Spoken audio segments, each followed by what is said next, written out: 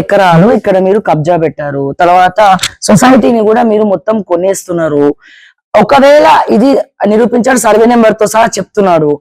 ఆయనని కాదని చెప్పమనండి, నేను రాజకీయ సన్యాసం తీసుకుని ఆర్మూర్ నుండే పారిపోతా అంటాడు.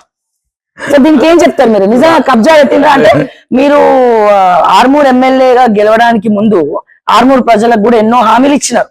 ఇప్పుడు బీజేపీకి ఓట్లేయాలని మున్సిపల్ ఎన్నికల్లో అడుగుతున్నారు. ఇది ఎంతవరకు నిజము? 13 ఎకరాల కబ్జా అనేది నేను నిరూపిస్తా, డాక్యుమెంట్స్ ఇస్తా, నువ్వు ప్రూవ్ చేయి, నువ్వు అడుగు, నేను రాజకీయ సన్యాసం తీసుకొని నువ్వు పారిపోతా అంటున్నాడు మీరు చెప్తే. అది ఇప్పటికే పారిపోయింది, కొత్తగా పారిపోయింది, 2 సంవత్సరాలు పారిపోలేదు, ఇప్పుడు వచ్చిండు మళ్ళా ప్రజల్ని మోసం చేసి ఏదో ఒక రకంగా మోసం చేయడానికి.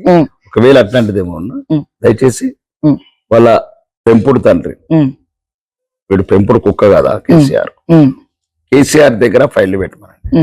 కేటీఆర్ ఇలా బావారీషు ఈ ముగ్గురు దగ్గర పెట్టమండి. రాష్ట్ర ముఖ్యమంత్రికి వాళ్ళు ఇస్తే ఇంకా బాగా సీరియస్ ఉంటుంది ఆ కేసు. ఒకవేళ ఇటు పుట్టుక మనిషి పుట్టుక అయితే సంధ్యారెడ్డి తిట్టినట్లు ఈ మనిషి పుట్టుకకే అర్థం లేదని ఒక సంధ్యారెడ్డి చెప్పింది ఒక మహిళ.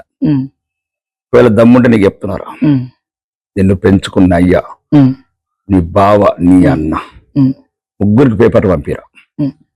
ఆ పేపర్లు పంపించి రాష్ట్ర ముఖ్యమంత్రికి ఏమంటారు, ఇంటెలిజెన్స్ విజిలెన్స్ డిపార్ట్మెంట్ కూడా డీజీపీకి అండి, కొడుకులారా ఒక చిన్న ఒక ఏమైనా చేసింది ఉంటే ఇంకా ఇదేంద్ర చిన్నది ఎంత ఉంటుంది రేడా లావంటే ఒక గొల్లను అనుకుందాం. మా ప్రాంతంలో ఇక్కడ లోపల 10-20 ఎకరాలని మా ఊరు ఉన్నదే 30 లక్షలు. ఒక ఎకరం అంతా 100 కోట్లు వస్తుంది రా పిచ్చి నా కొడుక. కోట్ల కొద్ది దానాలు చేసి వచ్చాను రా ఈ ప్రాంతం రాజకీయాల్లోకి, అన్ని సంపాదించుకొని వచ్చాను. బంగ్లాలు, మర్సిడెస్ కార్లు, బంగారము, అన్ని రకాలుగా. ఇక్కడ రాష్ట్రానికి తెలుసు, ఈ దేశానికి తెలుసు, ఇక్కడ ఉన్న ప్రాంతానికి తెలుసు.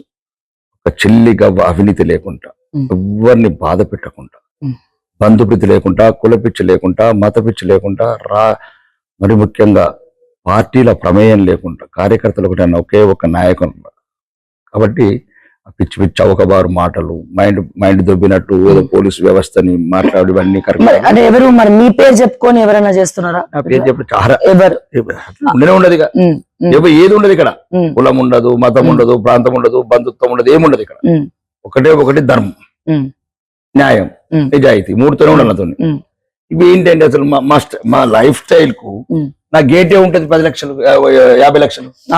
అదే అంటున్నాను.